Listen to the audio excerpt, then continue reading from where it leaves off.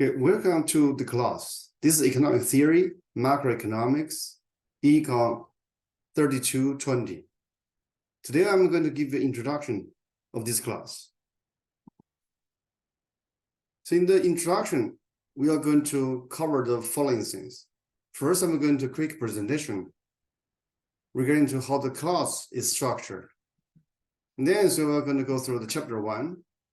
Here we are going to talk about introduction to macroeconomics, and we're going to talk about recent and current macroeconomic events. First things first, let me just introduce myself. Who am I? I'm Zhigang Feng, as Professor Feng from Economics Department. Professionally, I'm a macroeconomist, and my research focuses on public policy, economic theory. So what kind of public policy I study? So for example, let me give you an example. So one of my very recent papers study the impact of healthcare reform on macroeconomy. So including the labor market, including entrepreneurship, including inequality, and including the labor market, other aspect of labor market. So this is what kind of study, what kind of research I do. And also in another example of the recent research, so I studied the political cycle in the US economy, meaning when the government have a general election, when the White House switched from Democratic president to Republican president, how those switch matters to the fiscal policy. So here, fiscal policy meaning taxation, government spending, right? And furthermore, I study how this alternation in power is going to affect the conduct of fiscal policy by the government and its implications or impact on macroeconomic volatilities. And this is my professional background, what kind of research I do. I studied at the University of Miami. I did my PhD more than 10 years ago. And since then, so I've been taught at a different institute. This including University of Illinois at Urbana-Champaign, University of Zurich in Switzerland, and Purdue University in Indiana before I joined UNO a few years ago. So besides those experiences in institutions, I mean, in higher educations, I also conduct research at some government agencies. This is including Congressional Budget Office in DC, Federal Reserve Bank. Okay. So part of my job is to publish economic papers. This is including some top economic journals. Right.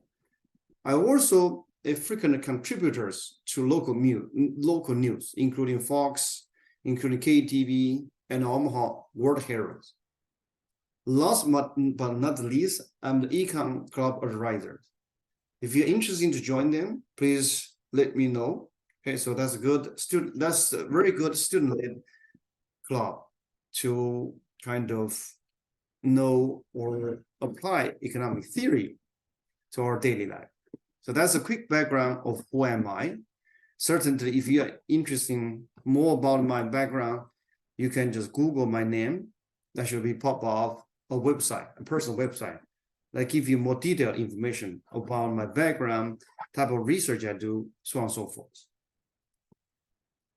Now, regarding this course, for this course, we are going to rely on Canvas, as you already knew. Right? The choice of textbook. So the choice of textbook is this one. It's Macroeconomics by Stephen Williamson. To be honest with you, which edition really doesn't matter. Okay, if you find that cheaper, you can use older editions. Maybe so they change the order of the chapters, but other than that, there shouldn't be much significant changes.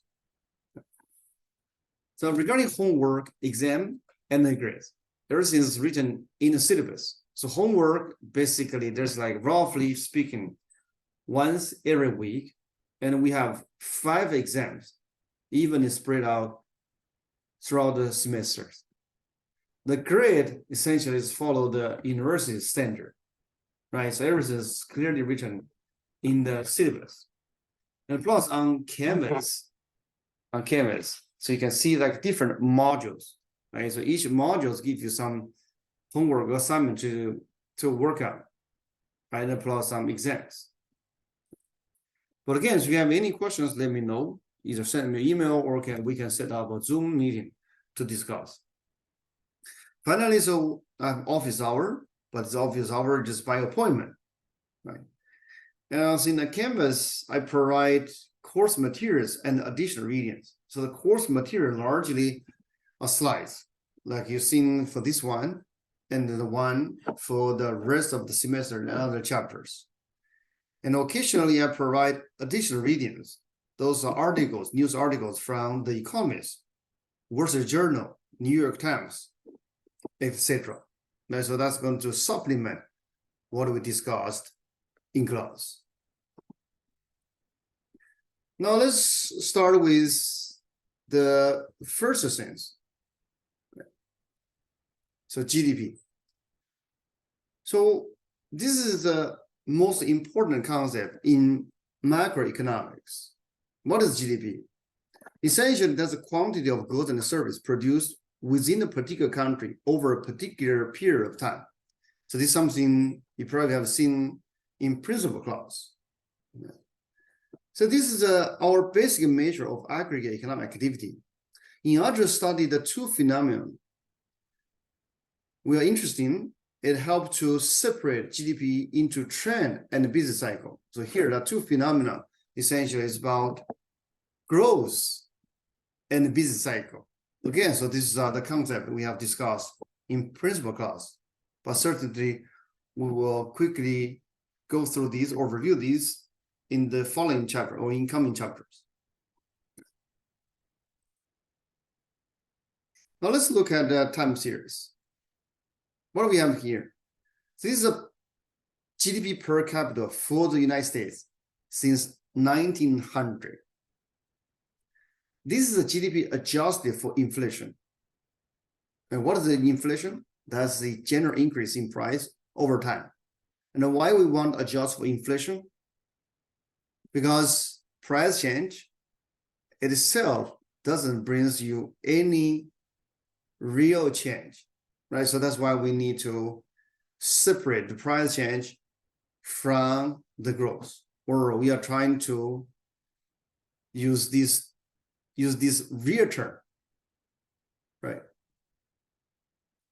Now, this chart shows a trend increase in GDP per capita over the sample period. It's very clear, right? So this number increased dramatically over time. Okay. Now, what is this? Usually, we are going to take a natural log over this one, or here. So we just take a natural log. By the way, look at here. So this is per capita income in thousands of dollars. Like here is a 2009, meaning we use 2009 as a base year. Okay. And then we have inflation adjusted. Right. So you can see this goes from 5,000 all the way goes to 50,000. Now, what we did here in this slide, it just takes a natural log of this one. Now you can see the numbers different, right? There are two benefits using natural log. Okay. The first benefit is that it's easier because the scale is smaller. The second benefit is that the slope of this transformed time series, when I say transform, essentially we just take the natural log, right? So the slope of this transformed line approximately give you the growth rate of the variable you're interested in, or here it's just per capita real GDP, right? So to summarize, so this slope is going to give you the per capita, the growth rate of per capita GDP over a sample period. So that's very helpful, right? Because easier, so essentially it's easier for us to eyeball the chart and see change in the growth rate over time. These charts show a time varying trend fit to the data. Time varying trend essentially this line. So you have a trend. Okay. And the trend usually is called Holdridge-Prescott filter. So that's named after two economists. So they find a way to detrend. And why we need one detrend? Because there's like up and down. Right? And the plus, so the reason why we detrend is because there's a long-term trend of growth. Okay, so the per capita GDP. Now, for the business cycle, we are interested in the up and down. We are interested in up and down, right? But how we are going to get this up and down? And usually we are going to do, first we're going to do a detrend and then see how the actual number is deviate from the trend. Now this is coming up here. And then, so this is a detrend, like deviation from trend, right? So this chart shows what do we get if we look at just the deviation from the trend from the previous graph. This then is a measure of business cycle components of the real business cycle or real GDP per capita.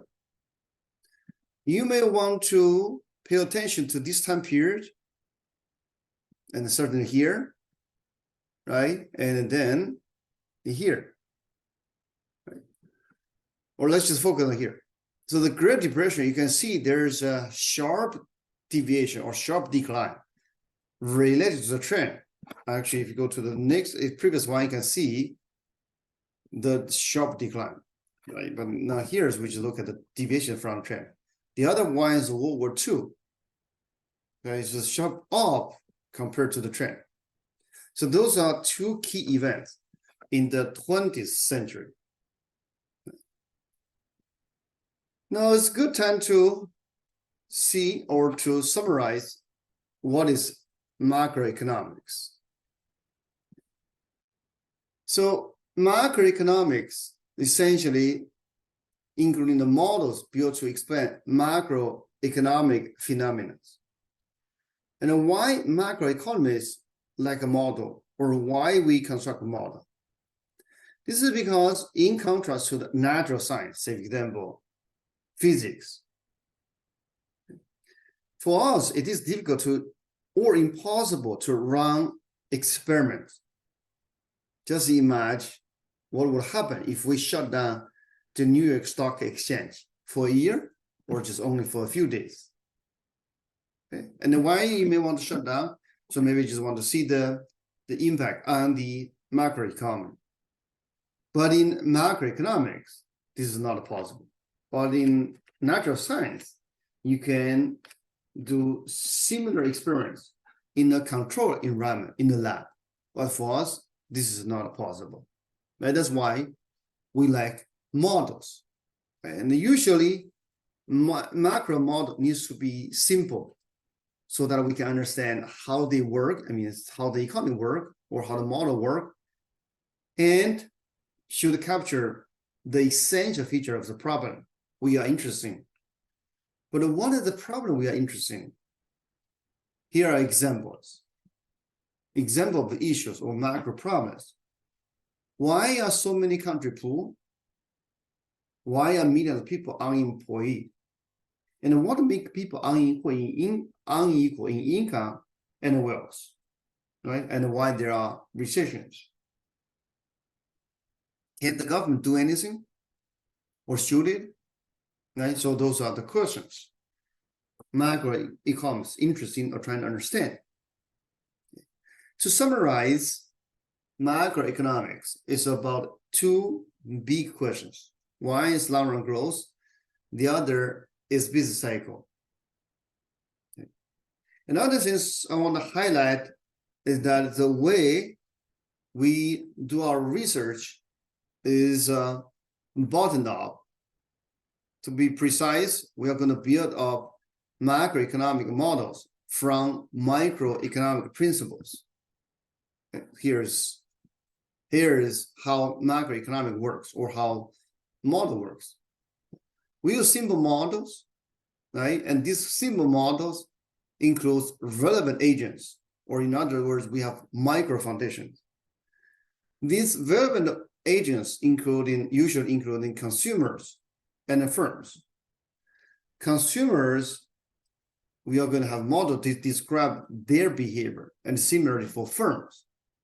Okay, either is a consumer firms. Those agents, they are going to make decisions based on an objective function and a resource constraint.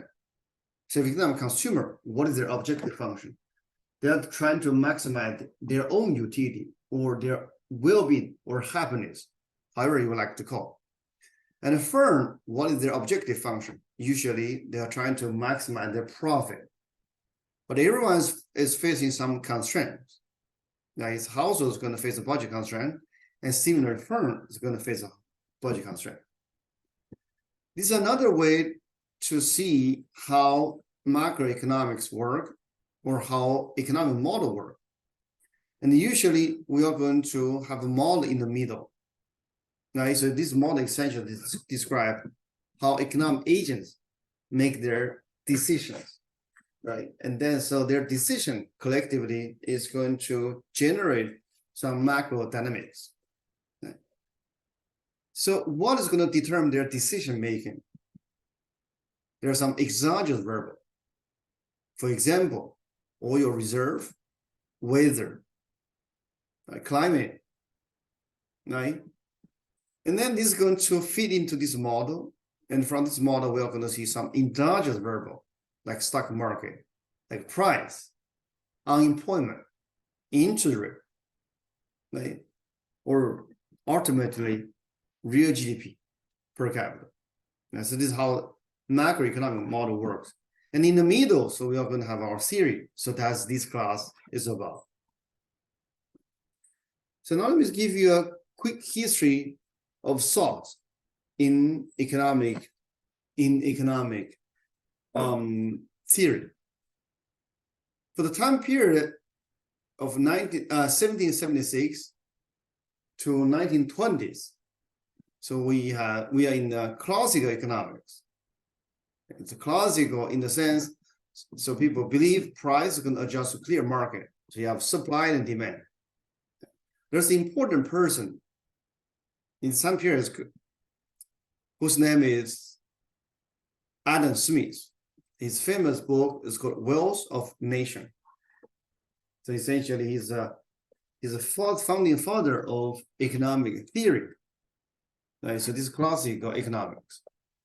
And since 1920 and the 1970s, certainly there's a watershed moment in modern history, which is the Great Depression. Okay. So this Great Depression leads us to think about what caused the fluctuation of our economy, and also give the birth of modern macroeconomics. The important person is Keynes. But actually, so we have a name after him. It's called Keynesian economics. Right?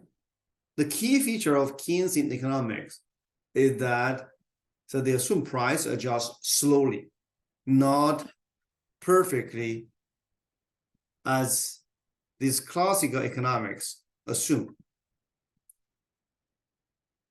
Now, after 1970, what happened in 1970 is stagflation. Okay, meaning price increase and the economy is slowing down.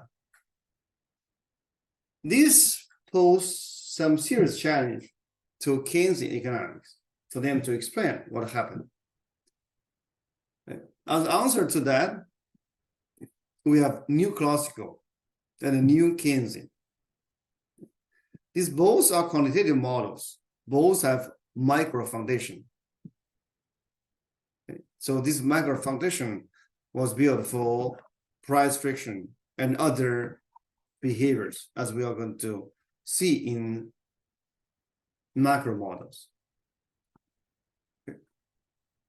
So in this class, we are going to cover the following topics. We start with measurement. So essentially, we are going to study or to be precise, we are going to review we are going to review the measurement of GDP and prices.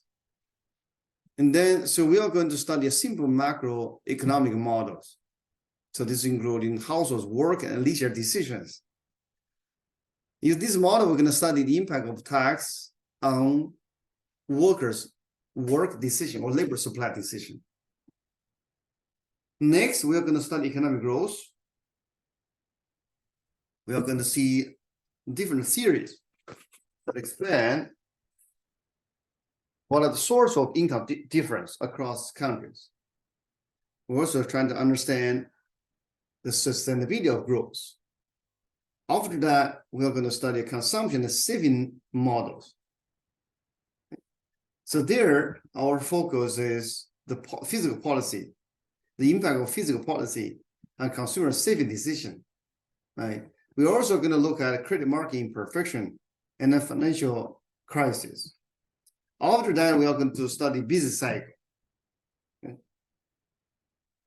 Finally, we are going to look at unemployment and the labor markets. So those are the list of topics this class is going to cover. Now, in the next 4 slides, I'm going to give you a preview of 12 key ideas that will be explored in this class. It helps to see this idea now and come back to them later as the course unfolds. Right, so this kind of overview of the key ideas we are going to learn from this class. Okay. In these slides, this summarizes the first part of the lessons or the insight we are going to learn. This included what is produced and consumed in the economy is determined jointly by the economy's productive capacity and the preference of consumer. And we all can learn in the free market economy, the strong force tends to produce socially efficient economic outcome, meaning unemployment, even though it is painful for individual, but it is a necessary evil in modern economies. In some sense, that's a signal to us to adjust our economy to reach the efficiency level. Furthermore, improvement in country standard of living are brought about in the long run by technological progress, not physical capital accumulation. If you want to sustain continuous improvement in standard of living, we must focus on something that can improve technological progress. And the second part, we're going to see tax cut is not a free lunch. It comes with costs. And the credit market and banks play key roles in the macroeconomy. This is a traditional macroeconomics has been largely overlooked. Furthermore, what the consumer and firms anticipate for the future has an important bearing on the current macroeconomic events. Or in other words, households usually form the expectation regarding to future policy and the future price. And then they're going to make the decision today in a particular investment. And then those decisions are going to have important impact on the current macroeconomic events because the macro variable is going to be jointly determined by households' behavior. Next set of insight. The money takes many forms, and society is much better off with it than without it. So basically, money is going to smooth the transaction, or is going to facilitate the transaction. But however, once we have money, the change in its quantity won't matter. Or in other words, money is neutral. Business cycles are similar, but they have different costs, right? Or there are different reasons behind different business cycle episodes as we experience in history. The last group of insight The country gains from trading goods and assets with each other. So this is the principle of comparative advantage. But trade is also a source of shocks to the domestic economy, meaning when the trade, both in terms of volumes and in their price change, that can lead to some shocks to the domestic economy. In the long run, inflation is caused by the growth in the money supply. And finally, if there's a short-run trade-off between output and inflation, that has very different implications related to the relationship between the nominal interest rate and the inflation rate. Actually, so the last point points to two different insights in macroeconomics. The first one is regarding to the relationship between output and the inflation. The second one is regarding to the relationship between nominal interest rate and inflation. So we will cover both, okay, in the following lectures. Right. Now it's the time to give you a general framework that's used to understand macroeconomic problems. Okay. But first, I'm going to show different aspects of our macroeconomy. Let me start with the labor productivity. So what is the labor productivity? It is measured as total real GDP divided by total employment. So essentially, that is the per worker term output. And clearly, the larger the number, more productive you are. In this graph, we just take a natural log, as I explained to you earlier. Hence, from the slope of this graph, you can roughly find out the growth rate. So you can clearly see there's a high growth in 1950 and 1960. Why? Because this curve is steeper compared to here, right? Or even compared to this part or more recent run. Through history or through our theory, productivity proves to be important, both in expanding business cycle and expanding long-run growth in standard living. Okay, that's why we are going to spend quite some effort to understand the determination of labor productivity. This graph shows the unemployment rate. But what is unemployment rate? It is measured as the number of people actively searching for a job as a percentage of labor force. Okay, again, so we are going to have a chapter to explain this in details. Like, say, for example, what we mean people active searching for job, what do we mean labor force? But in this chart, we can clearly see there's a cyclical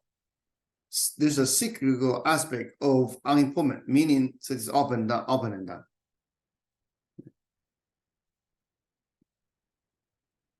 And we are going to have one chapter, to be precise, that's going to be chapter 6. It's devoted to understand the behavior of unemployment rate. We are going to use two models to understand why there's unemployment and why this number fluctuates.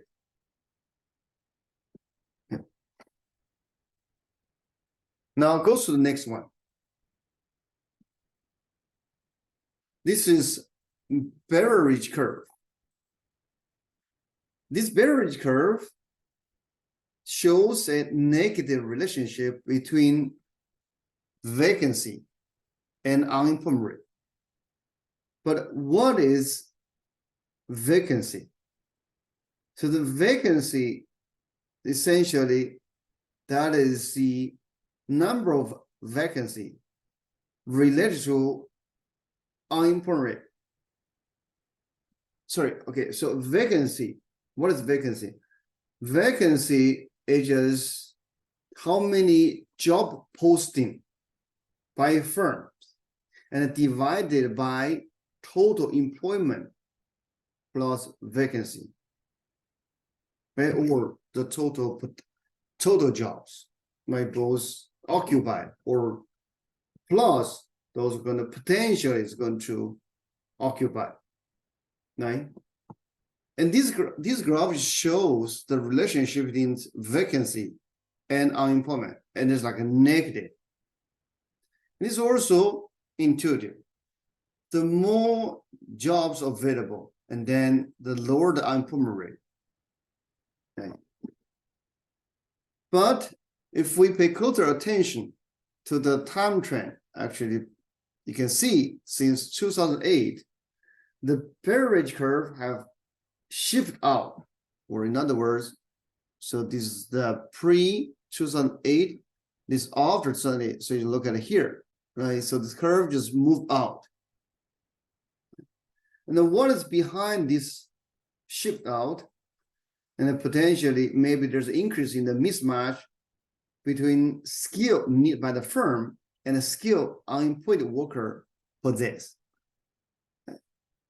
Or in other words, you can see this curve is going to shift out, meaning so the unemployment rate in general is going to increase given the vacancy rate.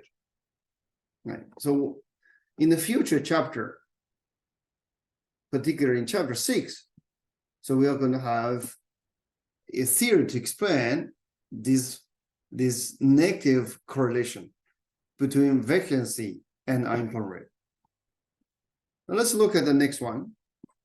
So these charts show the two sides of government budget. Now we are going to switch to the gear a little bit, right? So we're going to look at the government.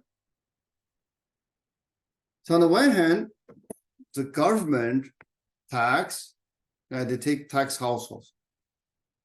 And on the other hand, they use this tax revenue to pay for their spending.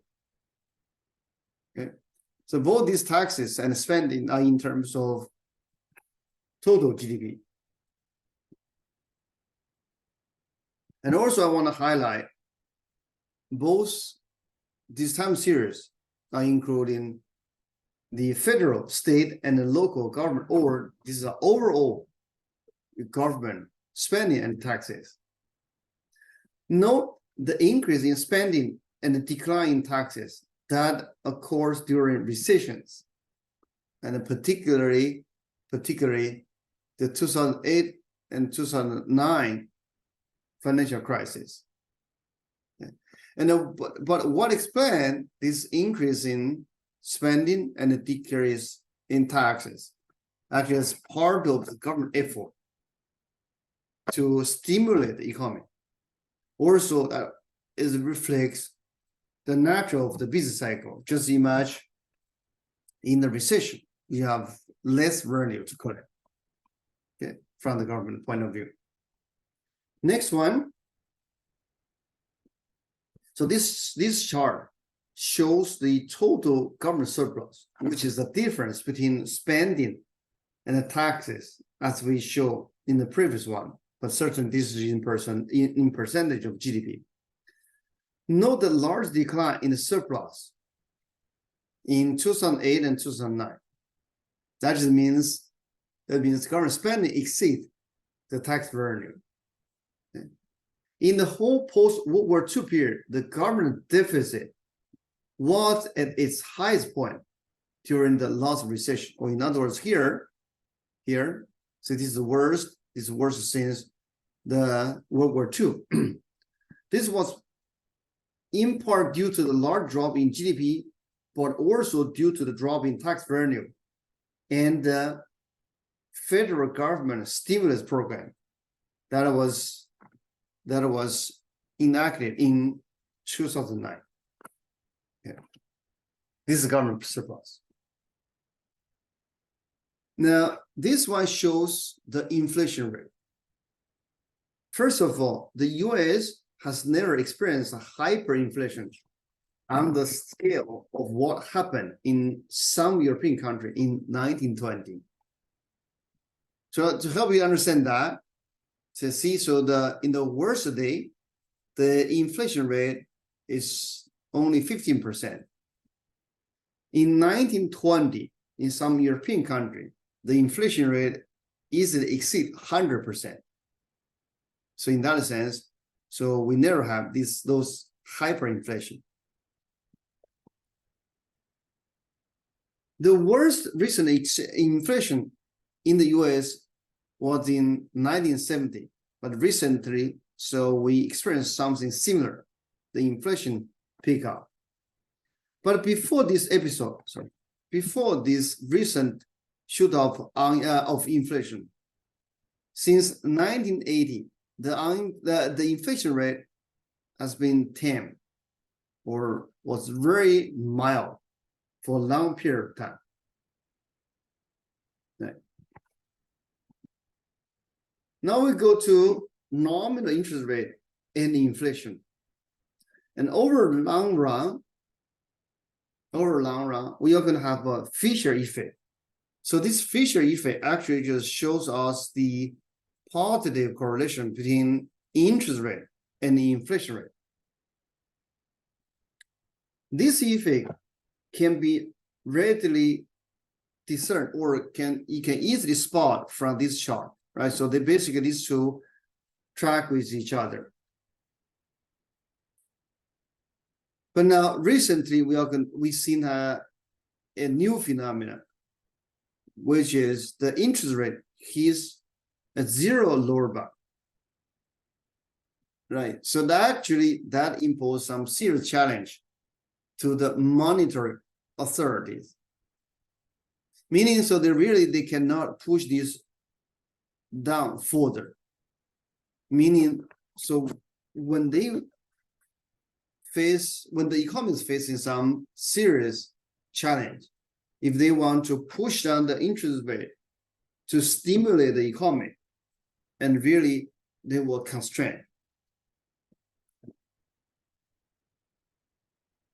Now, this chart shows a measure of the real interest rate, which is the difference between the nominal interest rate and observed inflation over a 12-month period. The real interest rate has been quite variable and has been persistently high and persistently low. Meaning, so if it's high and it's high, if it's low, it's going to low for a while. Actually, these patterns hold for many countries in the world, that the real rate of interest has declined substantially since about 1980. Look at it here, 1980. So this starts to decline. The low real interest rate can create a problem for monetary policy, which is a zero lower bound. Okay, so we are going to see that when we discuss monetary policy in future chapters. The next one, we show quarterly real GDP after taking out the trend.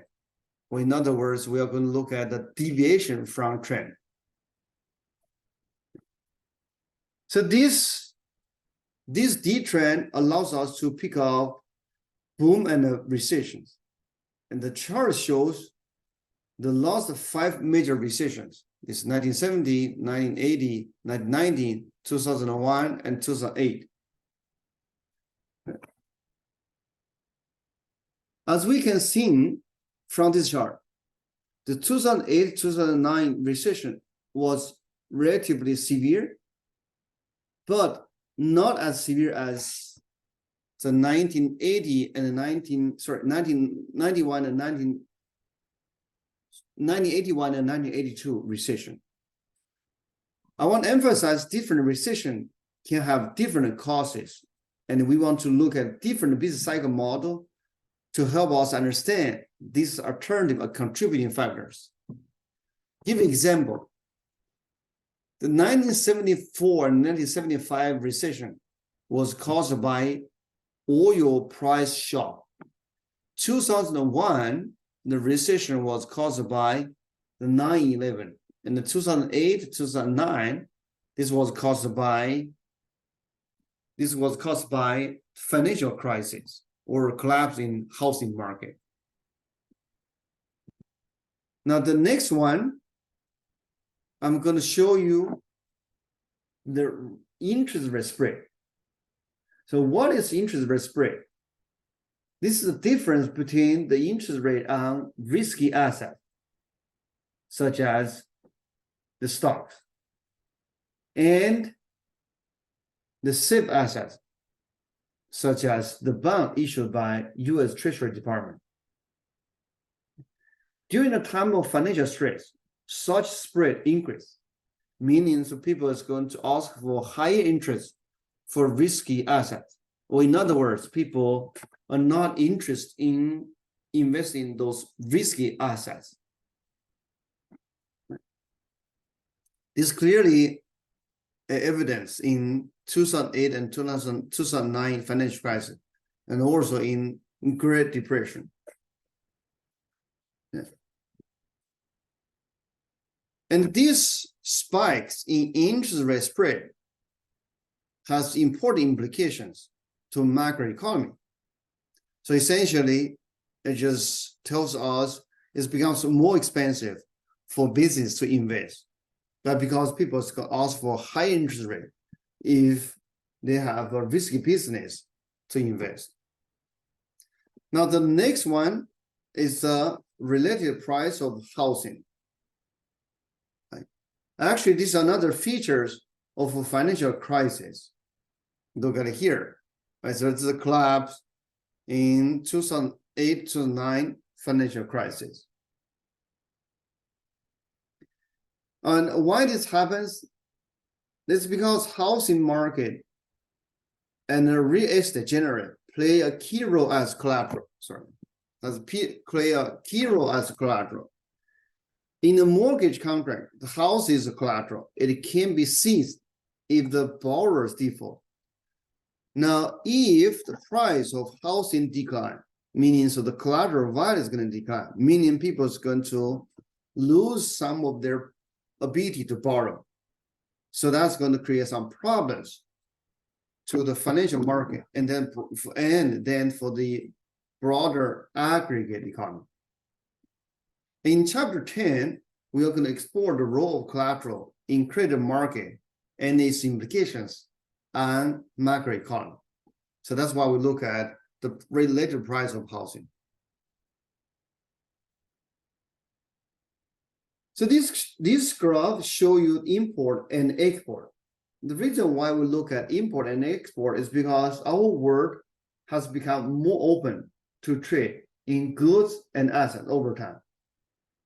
You can see, first of all, there's a secular increase. But if you take a closer examination, you can see for the US, most of the time, we have more import than export. Right? But clearly, so we become more and more open. Right? But this open comes with a cost. So we import more than we export. That just means we are running some trade deficit. So this show up here. This is called current account surplus. Right? So actually, so when we import more than we export, and then so we are running a negative current account, meaning this number goes to negative. For the US since 1990, the current account surplus has been negative. Look at it here, since 1990. So we always run in a deficit. That means the US has been accumulating debt to the rest of the world, because otherwise let's go back here. How we can afford to import more than export? Because import meaning so you are going to pay for the rest of the world. Import means the rest of the world is going to pay us. If we import more than we export, meaning so we must borrow to finance the difference. Right? So first show up as the current account deficit. Second, meaning we are going to borrow more. I want to emphasize this needn't to be a balance, as the current account deficit allows the country to smooth its consumption related to its income, and permit investment in plant and equipment that can be used to produce more in the future. But however, so the overaccumulation of debt can cause some problems to the broader economy, particularly for the government, because they may run out of instruments to smooth the business cycle. Now here, so far, I just show you a big picture regarding to the current economic events. Also, it's linked to the macroeconomic concept we are going to discuss throughout the rest of the semester. Right. So in other words, I have give you a quick introduction to what is macroeconomics. Okay. Starting from the next class, we will go through those chapters or list of topics as I outlined, and we are going to go them one by one. Particularly in the next chapter, we are going to study the measurement of GDP and price level. And after that, we're going to start with the simple macroeconomic models to really understand how macroeconomic works. Okay, so that is for